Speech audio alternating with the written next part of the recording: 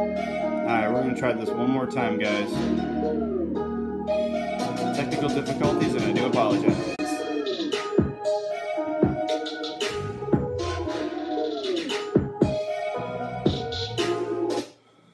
Alright, so I just wanted to come on here today real quick, talk about, obviously, you can see in the description, I wanted to talk about the first preseason game. It's a wrap. Yes, it's preseason, but I do think there are some good takeaways from the first game. It's nice to see them hitting other teams. It's nice to see actual live games. So with that being said, I'll take your comments in a little bit. They're coming through a little crazy because we're on Facebook and on YouTube at the same time. So I kind of have to scroll through and see who's on where. First takeaway is you got to be happy with the offensive playbook that was used. Extremely refreshing. Extremely refreshing. Thank you, McDermott, that we got rid of Rico and we have a guy who's not afraid to open up the playbook and throw the ball down the field. Now, with that being said, I understand it's preseason.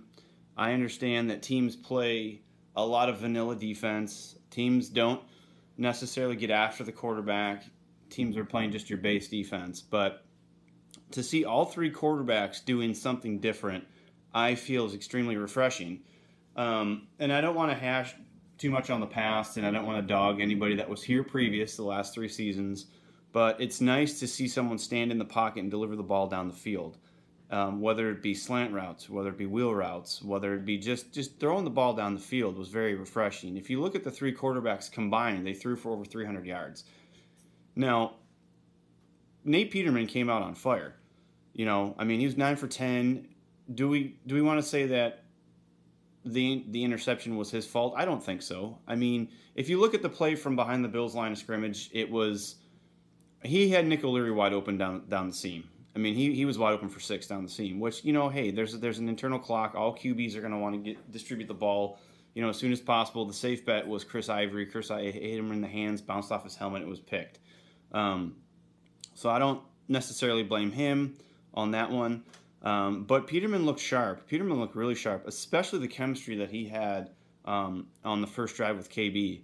I mean, it was boom, boom, boom, and then it was over the top, and it was a touchdown. And KB looked strong too. So that's Peterman. AJ looked okay. I got a little concerned the first snap when he got sacked. I thought he held on to the ball too long. But again, he was playing with the twos, and they were still shifting guys in and out. But AJ looked really good too. That bomb that he hit to Brandon Riley was nice. And Brandon Riley's got some wheels, highly underestimated speed. So that was a nice 60-yard pickup.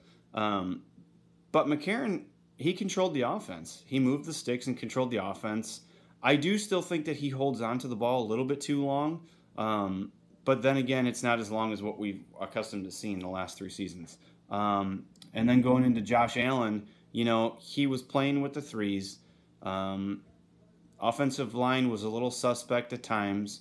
So, you know, that's to be expected. Those are guys that are fighting for roster spots. But Allen looked okay. There was a couple plays that I'm sure he wants to have back.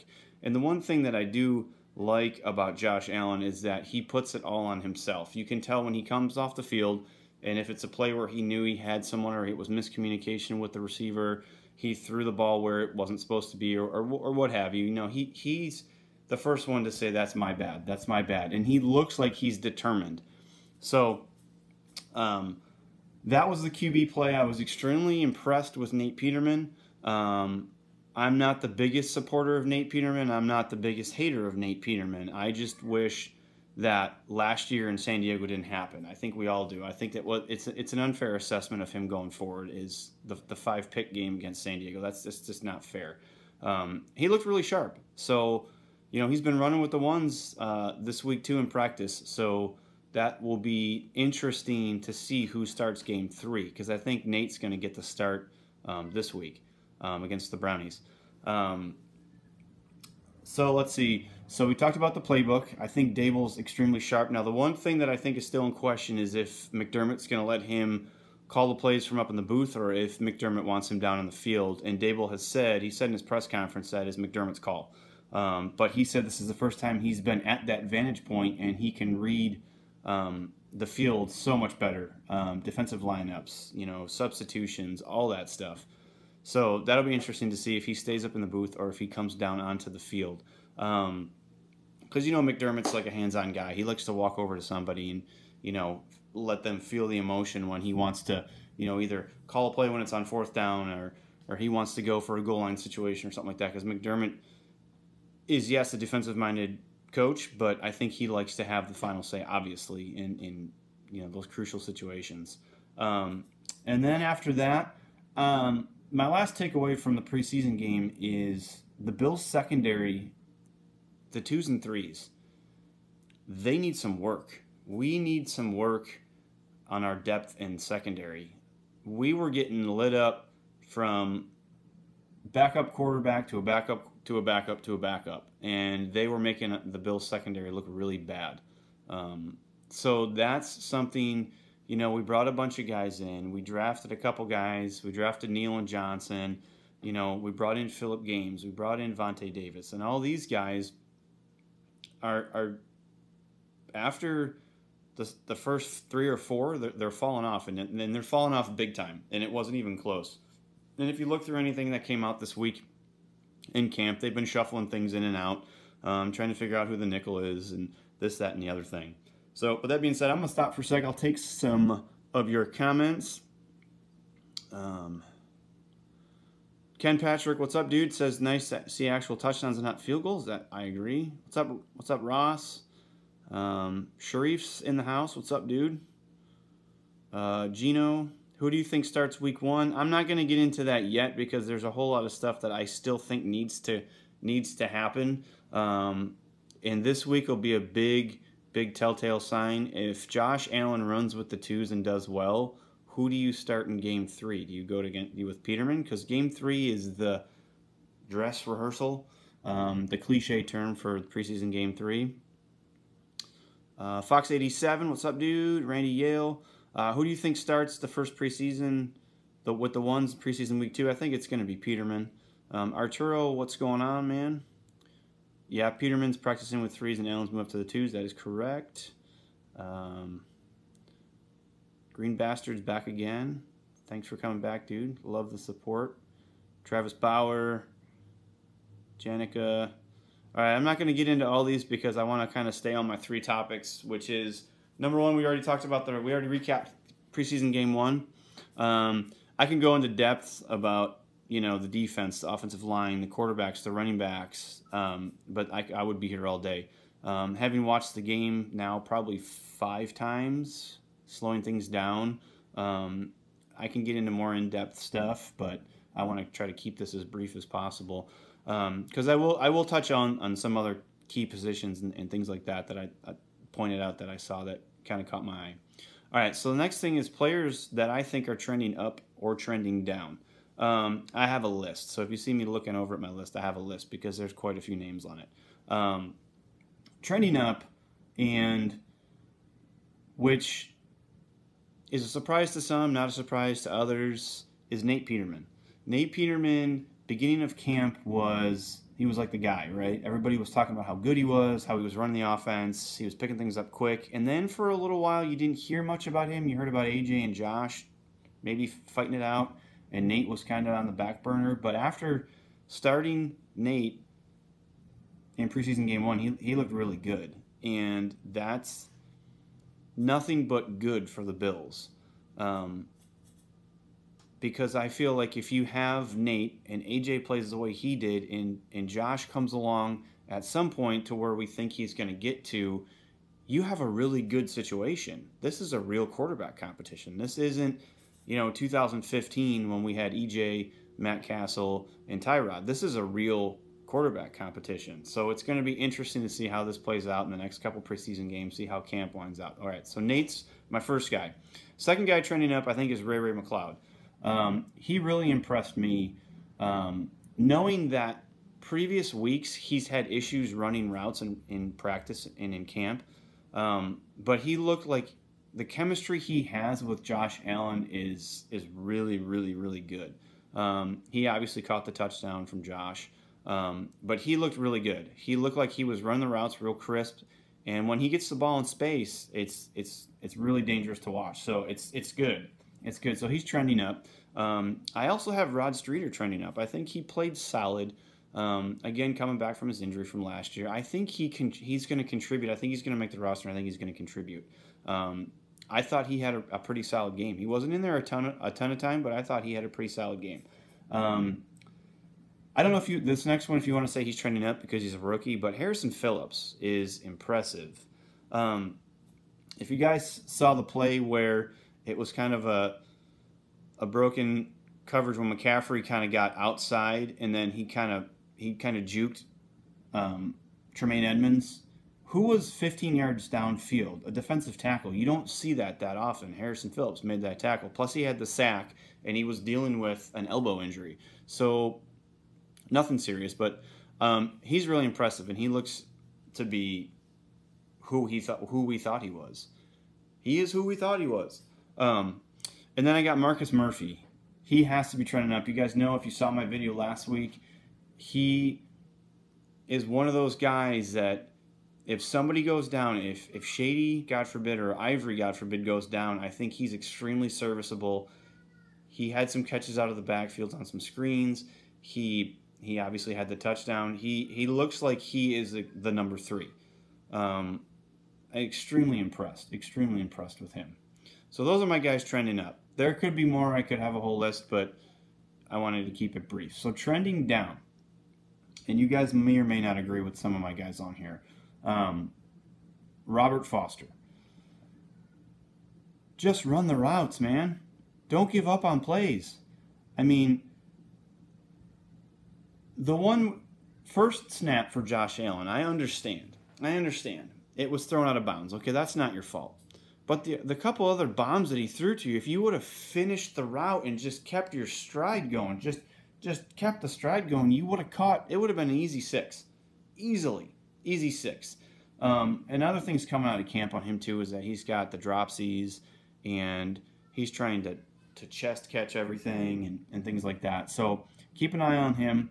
Another one is Taron Johnson. He looked lost. I'm sorry, but he was supposed to be fighting for the nickel corner spot. He looked lost. If you guys all know who Taron Johnson is, if you pull up his combine highlights, he's the guy that got hit in the face in the gauntlet.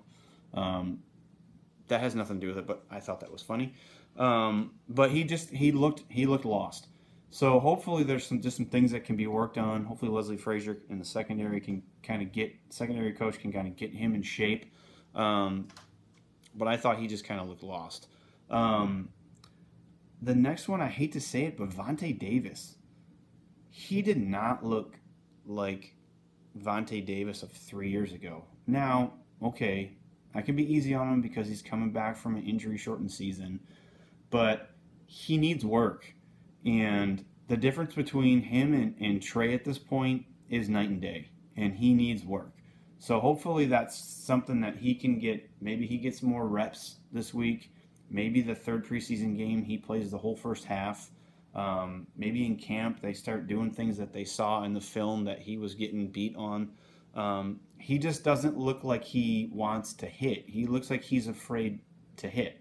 I mean, it's clear. It's as clear as that. I don't know how any other way to say it, but he just doesn't look comfortable. And then the last one, Austin Prohl. I didn't see much of him till about the fourth quarter. There was an Austin Prohl sighting in the fourth quarter. I don't know if it's just because we have so many wide receivers on the roster, but him and Cam Phillips didn't get a ton of playing time, which is going to do them a disservice with this huge wide receiver competition that we have going. I think for 5 through 7, because I think we're going to keep 7 receivers. And just think, like, Zay and Corey Coleman didn't even play, so how much less playing time is he going to get if he's not impressing in camp?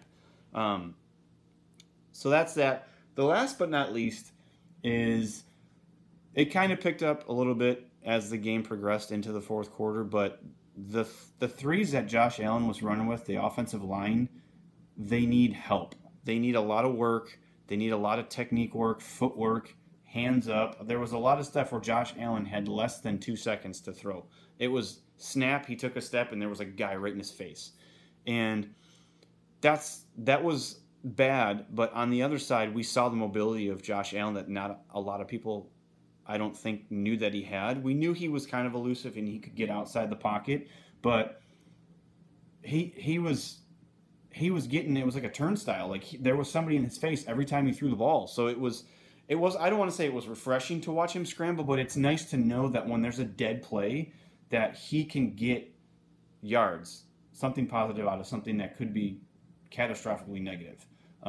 So the offensive line, they need to bring the friggin' lunch pail, and they need to hit it hard this week. And we need to see some improvement there, or I'm concerned if we have any injuries going into regular season.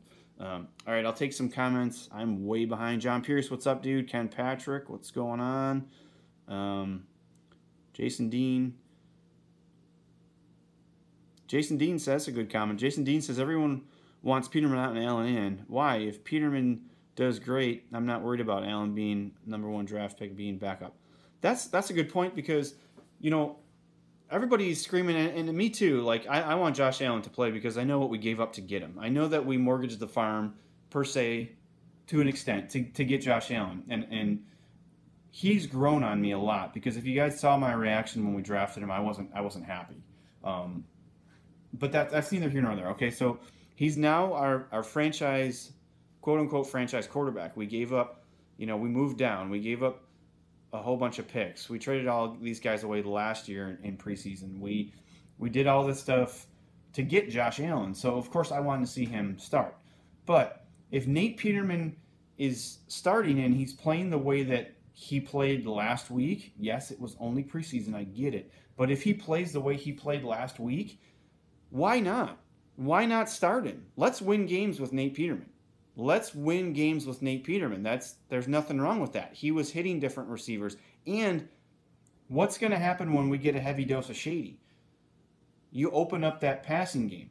So, I mean, it's refreshing. It'll be something that we'll have to watch once, we get more run plays designed into this Dable offense.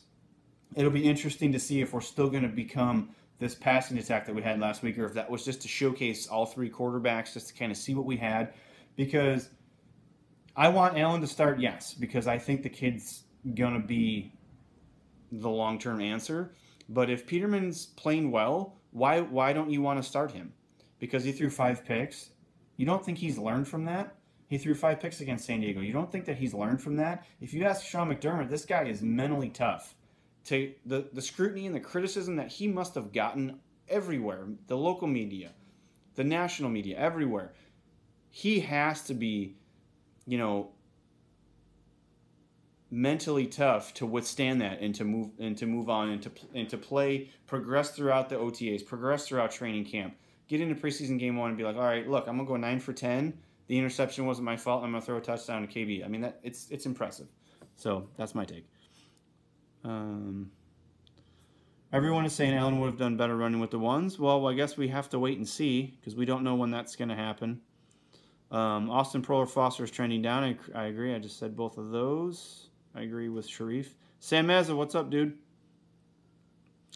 Yeah, I mean, it's refreshing to have Sam Mazza's comment. I love how McD is keeping it hush until game day. The one thing I like about McDermott is that he's not a mouthpiece. He's not Rex, who was just over the top. He's not Doug Marrone, who just doesn't really say anything. He tells you he just tells you enough. He tells you enough, and a lot of them are politically correct answers just because he doesn't want people digging into stuff. And, people, you ask him a question, he gives you an answer. Ooh, he told us the secrets. The secrets are out. No, it's genuine. I think it's genuine. I mean, I'm not completely sold 100% on him and being in the process. I think that's still yet to be determined. But I think McDermott is a guy who is genuine, and that's exactly who he is. All right.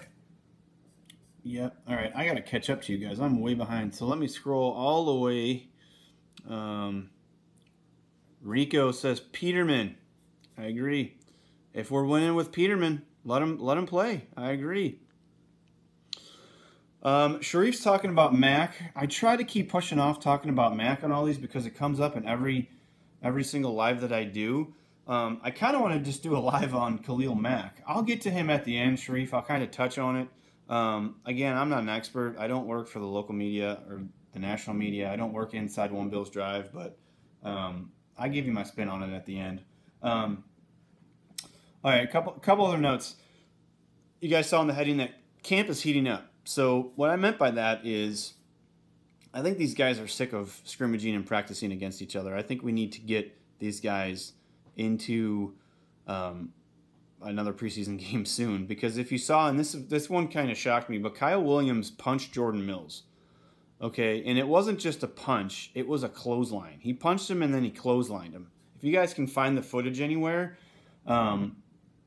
and then Jerry Hughes came over, Jerry Hughes being Jerry Hughes, and was a mouthpiece, and he was yelling at Jordan Mills too, which this shows me two things. Okay, shows me the solidarity between line mates in Kyle Williams and Jerry Hughes, and it also shows me that these guys are getting aggressive, and these guys want to hit somebody.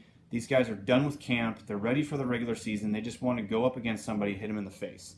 Now, there may be other things going on. The offensive line, defensive line, they jaw back and forth. It happens, right? These guys, who knows what was said, or who knows if Kyle is just getting blocked and he's getting pissed off because he can't get to the quarterback. That could be the case, which is also a good sign for Jordan Mills, who I think has something to prove this year. But that happened, and then also, I don't know if you guys saw the situation that happened between Micah Hyde and Zay Jones. So Zay Jones is getting frustrated because he's not catching specific routes. He's not catching balls, or he's not getting balls thrown to him on specific routes. Okay, first off, Zay, you've been out of camp, the entire camp. You didn't play preseason game 1. So anyways, so he's getting frustrated. He's hand checking with Hyde running down the field. Hyde tripped him on accident. Okay, so Zay got up and pushed him, and Hyde got right back in his face, and he said, "Look, dude, just beat me. That's the only way you're going to come at me. Just beat me. Just get past me. That's fine. Whatever." So then Zay said something got back in his face, and then Jordan Poyer, body slammed him to the ground. Again, these guys are feisty, and again, shows the solidarity between, Jordan Poyer and Micah Hyde. Now, does anybody want any of these kind of fights during training camp? No.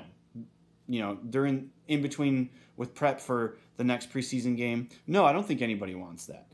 But it's good to see that these guys are aggressive. McDermott, he'll tell you two things. He'll tell you he doesn't like the fights, but at the end of the day, he does like the fights because the guys are aggressive. So it's kind of a give and take type of thing. So that's what I meant by the camp getting heated. All right, Sharif, I'll talk about Khalil Mack real quick before I get out of here. Then I got a couple takes on the Browns game. I will be back probably Thursday to do a pregame for the Brownies game. I'm not sure if you guys know my locale. I live about an hour and a half from Oakland and San Francisco. So I get all of the Oakland radio. There's nothing happening between Khalil Mack and the Oakland Raiders. Because we have guys that work for the Oakland Raiders on the radio. I hear them every morning on my drive to work, and I hear them every afternoon on my drive home from work. There's nothing going on. Khalil Mack is not reporting anytime soon. You've seen some things saying that they're talking. You've seen some things saying that he's still in Buffalo working out. It's getting extremely interesting. He's already missed one game. It doesn't look like at this point he's going to play the next game. So it's getting interesting. It's not, it's not a positive thing if you're the Oakland Raiders. And the longer this goes on, the longer this is a sign that he's not going to be around. So there's a short list, I think, of teams that are going to be able to afford Khalil Mack going forward. There's a short list of teams that he would be a perfect fit for. And yes, the Bills are one of them. Now, what it's going to take to get him, who knows? First-round draft pick, maybe you throw in another player. Because if you're the Bills and you're sitting there and you're Brandon Beane and you're the brass and you're sitting in the office and you're saying, well, I don't want to risk giving away a number 1 because we can just sign him in free agency. Well, no, go get him now. Don't don't fight against the rest of the NFL for 31 teams that are lining up to sign him. Go get him now. So if he wants to do that, obviously that's up to Brandon Beane. I think it would be a perfect fit. I think that it would just add fuel to the fire that is our growing, impressive defense. The defensive line could consist of Jerry Hughes, Harrison Phillips, Star Latulippe, and Khalil Mack. That's pretty ridiculous. But it's a dream scenario. We'll see if it happens. Take some more of your comments. See, Sharif says the money doesn't matter to him. Well, the CBA is coming up. You know, it's going to be up for renewal here pretty soon. So that's why you saw this past season a lot of guys only signing 3-year deals, 2-year deals, because the CBA is going to be up. So going forward, a lot of these guys are going to want guaranteed contracts or more of the money to be guaranteed. And I've heard several sources say that Khalil Mack wants upwards of 22 mil, which pay him. 3 years, 66 mil, give him 50 mil guaranteed. The guy's a generational player. If it's me, I pay him. So, a couple points on the Browns game. It's be kind of interesting to see because obviously you guys know the Browns are on Hard Knocks. So we'll get to see the prep for the Bills game on there, as well as Tyrod's return game against the Bills. Does Tyrod scramble for 1,000,000 yards and just try to prove us wrong that we shouldn't have traded him? Does Tyrod stay in the pocket and pass? How long does Tyrod play for? So that should be pretty interesting. Also, Corey Coleman, first game back, he's going to have something to prove against the Browns. So that should be pretty interesting to watch. Also, a lot of chatter coming out that Josh Allen's going to run with the twos. So I think if he runs with the twos and he does well, I think you start him in game 3. Why not? Then you have 3 weeks, of games after preseason game 3 to decide who your starting quarterback is. Rest as many people as you want for game 4. Move on. Patrick Simony. Yeah, Rico has a crush on Nate Peterman. That's clear. We just signed Trent. All right, so Trent Murphy is still not practicing. Trent Murphy apparently has tweaked something. Trent Murphy is like as fragile as like an ant. I don't know. But he signed a 3-year deal. There's an opt-out clause after year 1, which we have to pay him a small portion but whatever. The guy gave a speech saying that he was ready to roll and he was going to run through a brick wall for the team, and he just can't stay on the field. So let's just hope that this isn't another signing of an injured player. We have KB coming off the nasty injury. Vontae Davis coming off a season-ending injury. So let's just hope that this isn't that and he gets healthy. Yeah, he re-injured his groin. It was a tweak of his groin, but he hasn't been doing anything. So he's probably not going to play this week. If he does, he limited snaps. He maybe plays next week. So the dress rehearsal next week. But that's my take on those 3 things. The preseason recap. Dable's playbook looks really intriguing. Hopefully we can keep that going once we inject Shady and Ivory, heavy dose of them into there. All 3 QBs, I thought even though Josh Allen was 9 for 19, I thought that he looked, for his first game playing with a makeshift offensive line, I thought he looked pretty decent. Yes, the touchdown pass that he threw to Ray was nice, but if he's playing with the ones, that's a pick all day. That's an interception all day. Secondary after the ones, 1.5s to 2s, we need some help. They need to get back at it. They need to watch some film. It's a little concerning. I still don't think we have a nickel corner nailed down, so that's a little concerning. And my players trending up, I forgot to mention, I just saw him on my list, Jason Kroom. So, there's a lot of chatter behind the scenes, the Bills tight ends, about Nick O'Leary, because it's Clay. Clay's obviously making the team. Is Nick O'Leary making the team? Jason Kroom. We have all these guys. So players up, trending up. I got Peterman, McLeod, Streeter, Phillips, Murphy, and Kroom. Trending down, I got Foster, Teron Johnson, Vontae Davis, and Austin Prohl, and the whole 3s offensive line. Like, what are you guys doing? You're going to get our franchise injured. Work on it. Put your hands up, please. Look at your footwork. It's not hard. I mean, it is hard, but I mean, that's what you do for a living. You block people. Figure it out. And then I went over the fights in camp. So I'm going to go read through if there's any more comments. Patrick says 9 for 19 miscommunication and drops. Could have easily been 11 or 12 for 19. True, but they don't count drops. So anyways, I'm Dave Myers. Make sure you guys check out the Buffalo Fanatics YouTube page. Make sure you subscribe. As Rico says, smash that like button. Hit the little bell for the notification so you know that when we're going live or we have something that just comes out on the channel. Follow the Fanatics on Facebook, on Instagram, on Twitter, all over the place. There's going to be a ton more coming. We're not going anywhere. We're only going to get stronger. It's past 5. I passed 5, so I guess I'm not live at 5 anymore.